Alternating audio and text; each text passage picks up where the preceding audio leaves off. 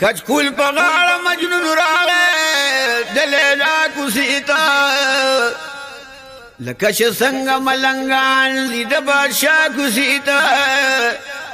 اواز یې وکړ وظیفه راوړی بې وسه ما او په دې غرض یې راغلي په ژړا کوڅې ته د لیلا مور لیلا ته وویل وظیفه یوسه را معلومیږي څوک راغلي دي ګدا کوڅې ته وظیفه یې واخیسته لیلا زر دروازې ته لاړه دا خبر نه وه چې راغلي دي اشنا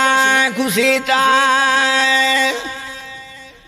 په مینه یې وویل وظیفه واخله ملنګ فقیره مجنون ولاړ شي ګریوان وارخطا کوڅې ته مجنون ویل وظیفه نه غواړم دیدن غواړم ذکر راغلی یم کل سترګې ګلستا کوڅې ته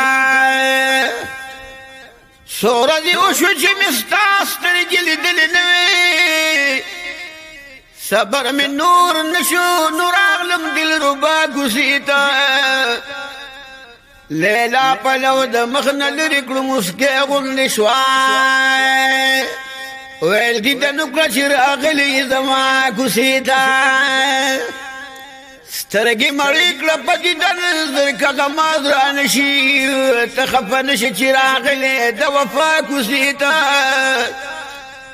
او سرې ګریوان چې زما ډکې پر هرونه جوړ کړله او بیمار د مینې راغلی د دعا کوڅې ته یوازې ته نه زه هم په سورنګار کې سوځم صبر مې نه کړه صبر مې نه کړه لیونیا راځه بیا کوڅې ته کچکول را دې خوا که چې خیر کې خپل دیدن درکما کله ناکله راځه دغسې په غلا کوڅې ته مجنون یو څو رسمېلې وکړو واپس روان شوه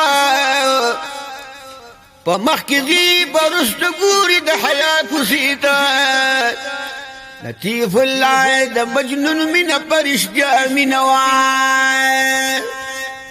لطیف الله د مجنون مینه په رښتیا مینه وه